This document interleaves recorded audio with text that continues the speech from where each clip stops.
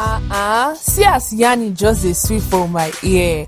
The Cha Cha Let's Talk music series with Nova. Hey God, conversation with the boss brain. Oh my boss God. brain. You never spell it, you don't know now. But I'm gonna tell you something. Good day, ladies and gentlemen, boys and girls, and members of the Cha Cha Nation. Welcome to another episode of the Cha Cha Let's Talk music series on the Cha Cha Music Review podcast. You already know my name is Nova, aka your musical plug, creator of the Energy Force, and I'm back like I never left. Today is going to be another special day where we'll be having another great conversation with another interesting guest. I don't even need to call her a guest because she's already a friend of the family. She is a certified Cha Cha Geng and a member of the Cha Cha Nation. And the conversation we are going to be having today is like a second part of the conversation we've had before. When I put out the first part talking about the beef that we have in the Nigerian music industry, a lot of you reach out. Shout out to my brother Fresh. Shout out to Patlo Kito. A lot of you reach out saying, oh, this episode is incomplete. He didn't talk about this. He didn't talk about that. We need another one. Somebody even suggested that I should have a whole series about the beef in the Nigerian music industry. And who am I not to listen to you people? You people are the reason why I do this. If you want more, then I am going to give you more. So yes, this is more. Let me allow my friend to introduce herself. Oh, hi. Hello, everybody. Hello, beautiful people. My name is Sadia. I'm a podcaster. I am a scientist and an overall music lover. And Hafiz Nova wants to bring out that gossip side of me, that petty side of me that enjoys the beef in the Nigerian music industry. So let's get digging. Let's talk about the most notorious beefs in the Nigerian music industry. It's not me that is trying to bring it out, though. It is the other members of the Cha Cha Nation that are trying to bring it out. I decided to do this with you because the first one I put out was with a male person, and I felt, okay, you know what, let me do this with a female person and let me have a female perspective on the whole piece. So that's why I said, okay, I know you are very, very knowledgeable when it comes to music. So I said, let me reach out to you. All right, without wasting time, let's go into it. Let me start by first of all asking you, when exactly were you self-aware of beef in the Nigerian music industry? Not to sound old, but I definitely remember it being, my memory may fail me though, but I think I remember it being around my junior years in junior secondary school. I can't pinpoint which one exactly, but I think it will have to be around the time we had the Rugged Man versus Mode 9 beef, as well as I think Idris Abdul Karim. I'm trying to make sure that I'm not mixing the timeline up, but I definitely recall Rugged Man and Mode 9. Oh gosh. And I definitely recall Idris Abdul Karim. I recall with 50. I recall with who else did Idris do with? Tony Tetula, yeah? Tony Tetula?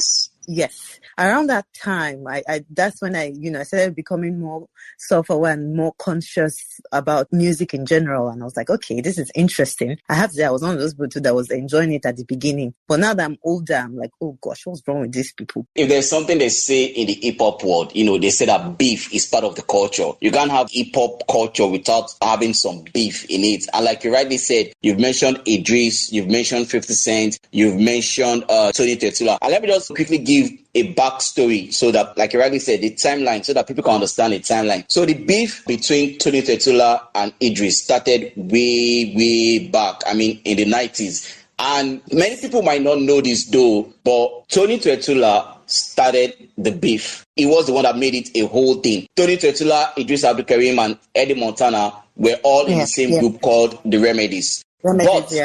Group started with Eddie and Idris, then Tony joined. But Tony had always been looked at like the one that didn't add talent in the group, right? So he was just there and he wasn't feeling it because they were not giving him chance to, input his own thing into the music. So he splitted, he left them. And when he left, his first major song that he did, which was also like a song that kind of introduced a lot of artists in the Nigerian music industry space. We are talking about Omode Meta Shere O, One Shere Ayo, Omode Meta. That one that Two-Face took, that Two-Face was saying, I definitely recall.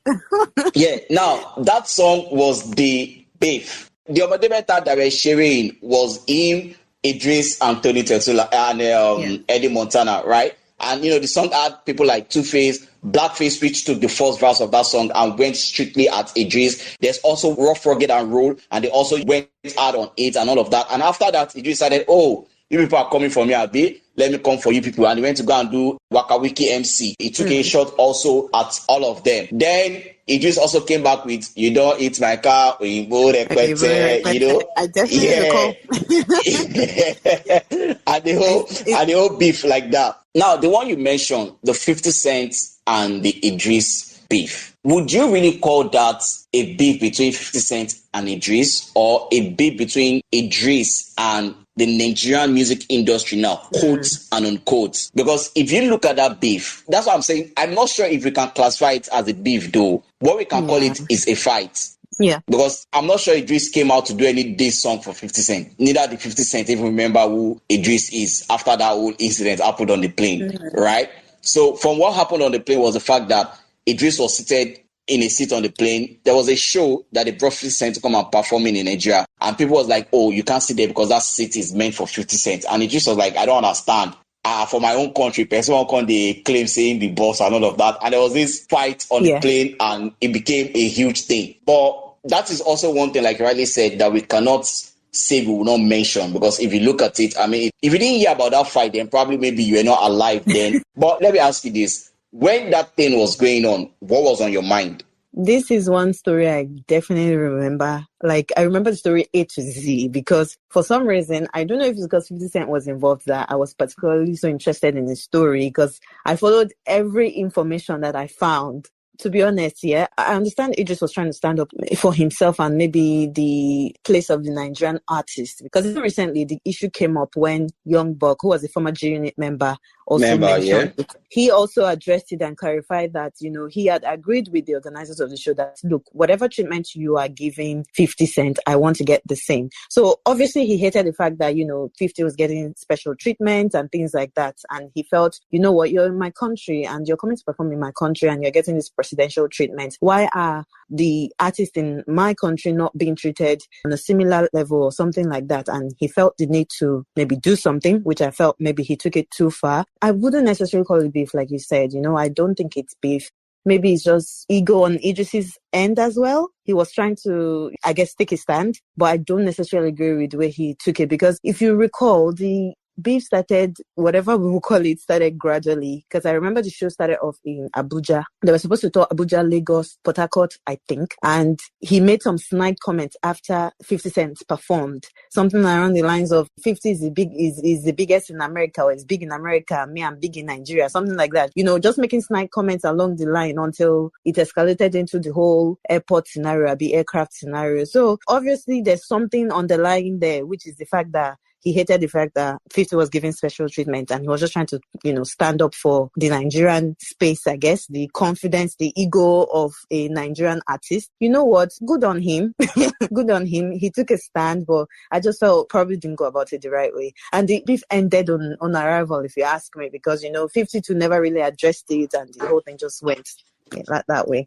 Exactly. Like I said, the beef ended on arrival, so we can't really classify it as a major beef. But then again, it's one of those things. If you look at the Nigerian music industry and the history, those are one of those iconic or major moments that you cannot say you won't talk about, because whether we like it or not, that moment, changed a lot of things. I mean, number one, it affected Idris' career without any doubt. It affected his career, and also number two, Nigerian artists started becoming more vocal about how they are being treated by these complaints and all of that. Yeah, I mean, today we have a place whereby a Nigerian artist who wants to perform a show, and you probably send a plane to go and pick up the Nigerian artist, which is something you're not used to have before. Again, if you're inviting American artists to come and perform in Nigeria before, American artists will be somewhere and Nigerian artists will be probably somewhere, and they will not sit together and all of that. But now everybody is in the same place getting, if not the same, almost the same treatment. Maybe Idris said, I want to say I'm in my fatherland, I have to stand up and fight. Maybe he did it the right way or the wrong way, but still, you cannot neglect the effect of what it did in today's history. You are absolutely right. Absolutely, absolutely. Now they even want to come. They want to come because we've built our name to that point where they want to come to Nigeria as well to expand their horizon. So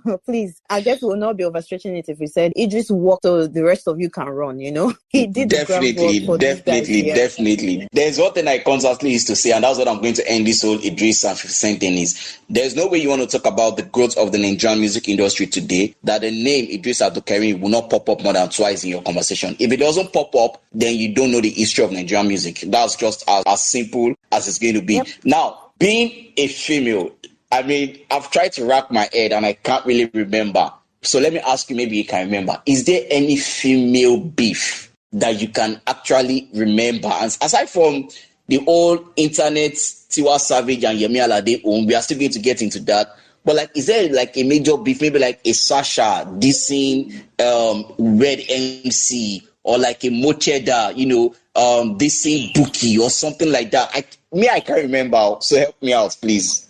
Do you know, a part of me feels like there is, but to be honest with you, I cannot recall there being anything.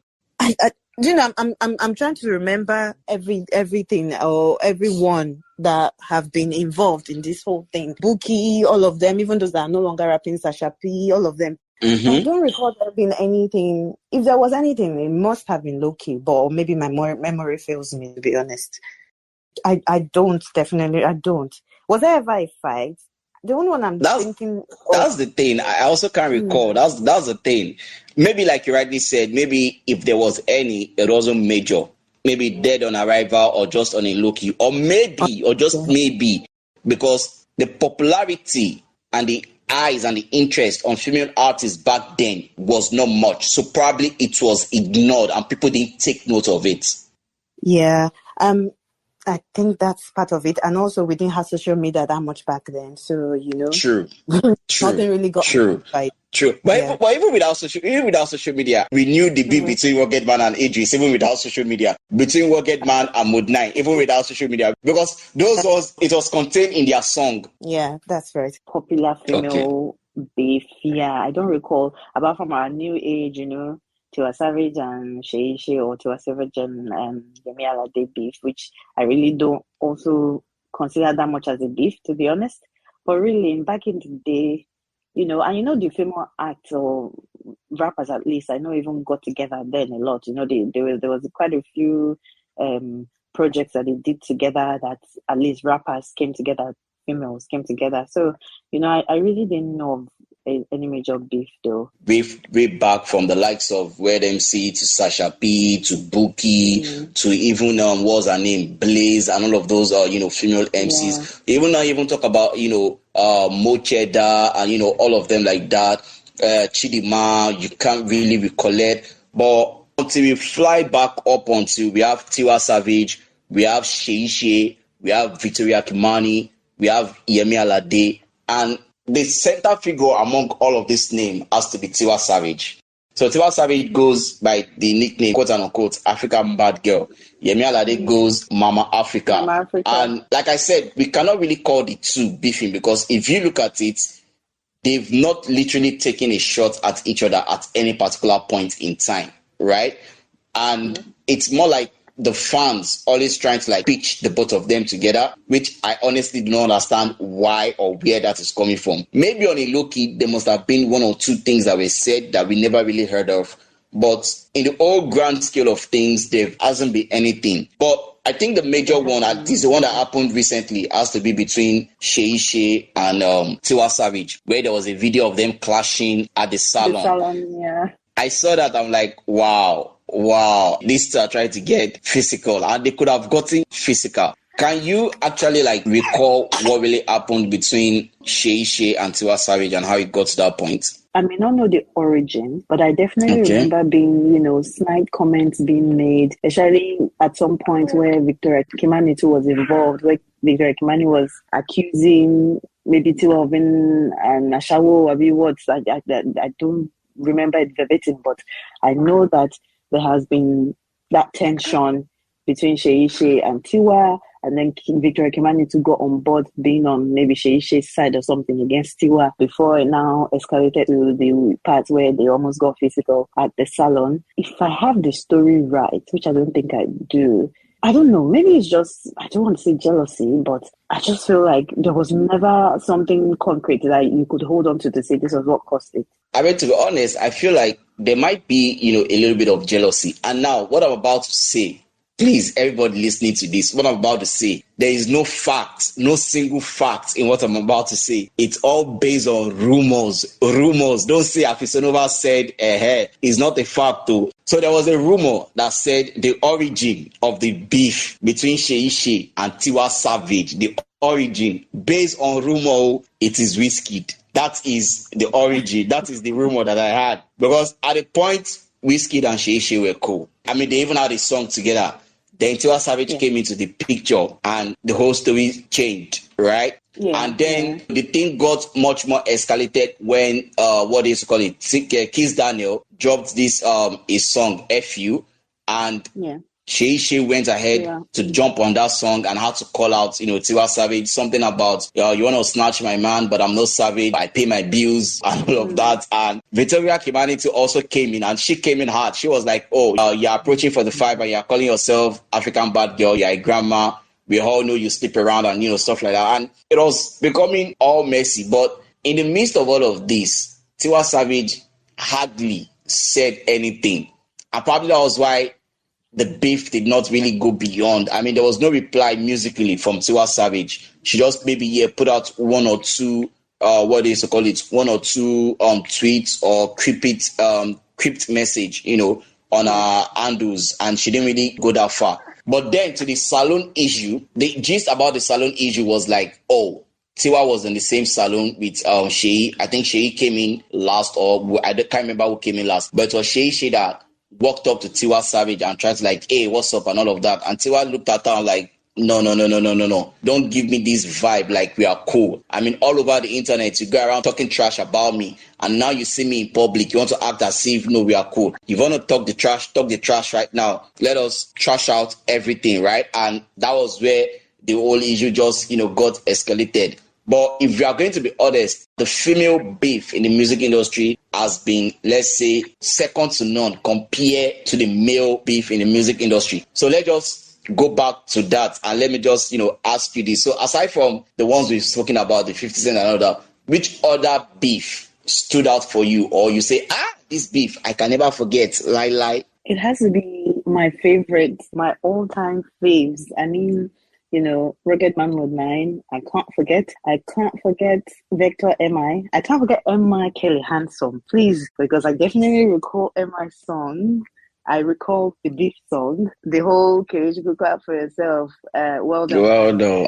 I remember this very line. The only Kelly that I know, Kelly Rowland, and I was like, oh shit, okay. So I definitely recall M.I. Kelly Hunter because those were one of the moments that shaped, my childhood and growing up like, okay, beef is happening in the Nigerian industry. And of course, Rugged Man, because at some point it was almost like Rugged Man's name was everywhere, He did with Nice, I think he did with Mode 9. And I was like, and at some Kelly Handsome stood out because it looked like he was just giving it to everybody, M.I. He had a One Day Cool and more hits too at some point, I believe. I definitely recall Mode 9, Rugged Man, M.I., Kelly Handsome, who else? Idris Abdulkarim and Tesla. Okay, of course, there's stood out. Well, I just can't forget my rappers, those four guys, Rugged Man, Mode 9, M.I., Vector, because at some point I was enjoying it and at some point it became like, okay, get over it, we're done. Especially with the most recent M.I. and Vector's one that happened 2 years ago, and I was like, okay, can our faves just get themselves together and use these energies to give us a good track together or a joint EP safe? Sometimes it's heartbreaking as a fan of these two guys to just see them go at each other and be like, oh gosh, I know what your energy combined can produce. Work together, guys. Drop this whole beef. You're older than that now. Like the new wave guys been doing it. You people don't grow. Again, like I said, beef is one thing you cannot take out of the industry. And for us music fan, I think it's something that we kind of like though. So Vector is taking shot at MI is taking shot at Vector. I was like, oh yeah, come on. We begin to get those lines.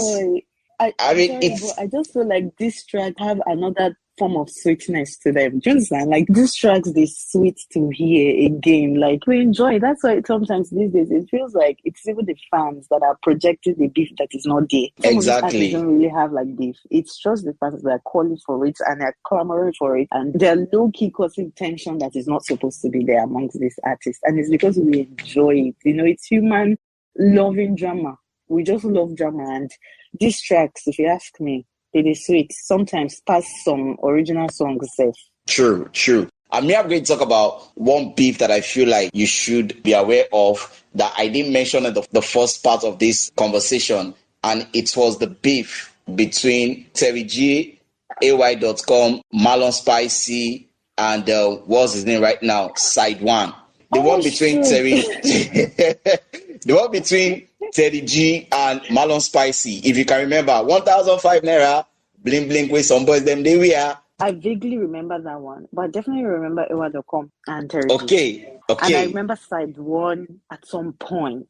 Ah, gosh, my memory don't fail me. I definitely remember. But Terry G and Ewa.com definitely stands out because, you know, it was after Passing Your Love. Definitely.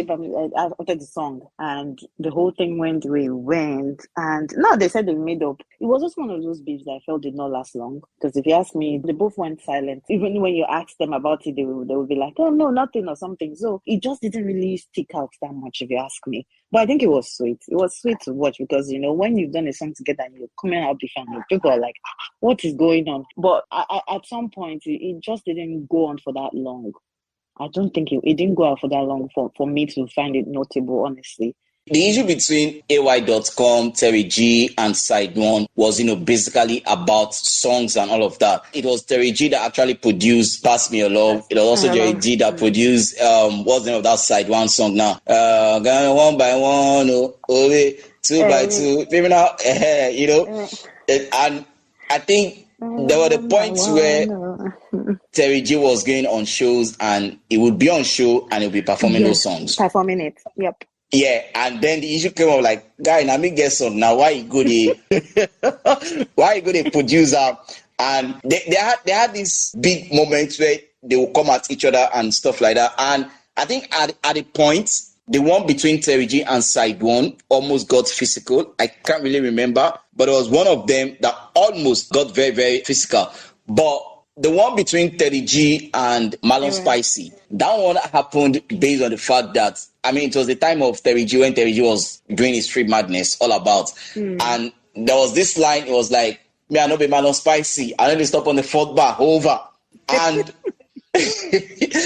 when Marlon Spicy had it, was like, really? And Marlon Spicy used the same beat, the same Free Madness instrumental, and went to say 1,005 naira, bling bling with some boys, then they were 1,005 naira. I remember that song. Yeah, that song was the reply to what Terry G said in his song. Okay, and I'm not even gonna lie you. Like you rightly said about sometimes the beef songs being more interesting and more sweet. That song 1,005 naira till date remains one of the biggest song of Marlon Spicy. Yeah. Because that was like Marlon Spicy. Yeah. The song went everywhere, like Mr. Bling Bling, Mr. Bling Sing, it was crazy. Just to say the least, it was crazy. But again, that also didn't last long because Marlon Spicy, after that, he couldn't do anything else. And Terry G came out to say, it was not his intention to actually beef Marlon Spicy. That to him, he didn't even say that the beef. He just used it as a line in his song. It wasn't more than that. It was kind of took back when Marlon Spicy came out with the whole beef track and all of that. But that is all. That's maybe interview or something as well. That saying where he was saying he didn't intend to beef him or something like that. So yeah, I think it was one of those situations where I just felt that Terry situation with whoever was not really like a proper because everybody just went silent after the first round. And that was it. Yeah. All right. Now to the next question I want to ask, and this is where we are going to use it to wrap up the whole conversation, right? Mention your top 3 beef songs and why. You put me on the spot. Goodness gracious. I think beef is definitely number 1. MI's beef is number 1 on that list. For some reason, I can't get that song out of my head. What's that Rugged Man song? Remind me of the title. Why you gonna rap like Mumu? Yes. Yes, yes, yes. Thank you very much. And of course, Mode Nines. I'm bad with titles because it's been a long time. Mode Nines on to Ruggedy. Yeah, I Oh also can't gosh, remember oh the name of the gosh, song oh right about gosh. now. I definitely know the song that you're talking about. I feel I like these thought, new guys don't beef like the way those old guys did. Do you get? We rarely hear yeah, diss tracks these days, apart from when Victor came out recently with MI's, I mean, whatever now. But thank God for Vector and MI. They were the one that's kind of revived the old beefing culture again. Because these days, honestly, what we have is this what is Reminisce? Reminisce like to call the internet gangsters and keyboard warriors. exactly. So really, it's hard for me to remember any new age guys dropping these tracks apart from Vector. But those days, those guys didn't used to joke with those their replies, man. And now you just be cracking up like, gosh, these people really went back to record this track, and it's so fun. Like I don't know, but now as a mature woman, I'm just like, these people should sleep. It's okay. But then, how about we enjoy this thing? We enjoyed those diss tracks big time. Okay, so lastly, let me just put you on the spot since we've spoken about the new generation and all of that. Burna Boy, Wizkid, Davido. Do you ever see them do a song together? So I think yes, it will happen because for some reason I feel like all of these guys they like money more than anything. So if they see that prospect for like money coming out of this thing, they will do it together. And I also think that there's no like any solid underlying drama or anything really responsible for these guys to be beefing. It's just fans most of the time. Fans are the ones instigating them against each other. They may just forget about it and move on from it at some point and feel like, you know what, we're stronger together than we are beefing each other. So yes, honestly, I actually see it happening. I feel like it will happen because these days it takes nothing to reconcile all these artists before you know they'll be just we've made up. So I definitely see a collab coming, and I feel like that joint or track or whatever they will do will be massive.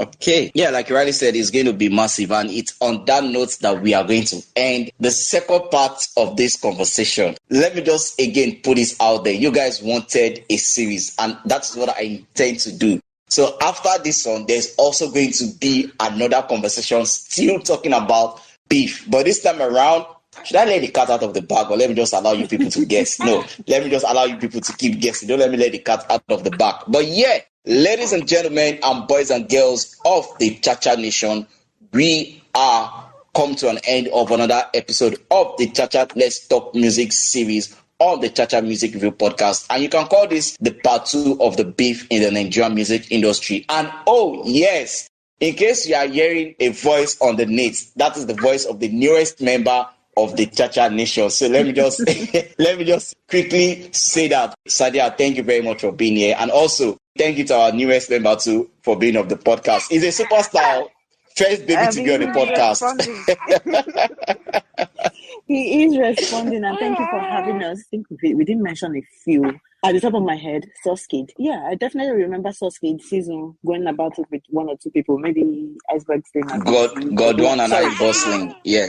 Yeah, so season 2 was, some dramatic nigga at some point, but this conversation is continuous. So, Okay. What? Let me let you enjoy those conversations with other people. It's been nice discussing this. It brings back a lot of memories. I feel like going back to my record or my classic musics and just exploring those beef songs again. I actually should have listened to those beef songs again. It would have put me in a solid mood again. Yeah, no problem. You can always go back and do that. Once again, thank you very much for being on the podcast. I really do appreciate. And to everybody listening to me out there, I mean, you know what to do. Like we said, this is a continuous conversation. You can also drop your comments on which musical beef in Nigeria or even across Africa that stood out for you, the one that you cannot forget, the one that you were surprised happened, and all of that. And let us continue the conversation. Where you can reach me on all my social media platforms at Cha Cha Music Pod. The Cha Cha is spelled CHACHA. Cha Cha Music Pod across all social media platforms.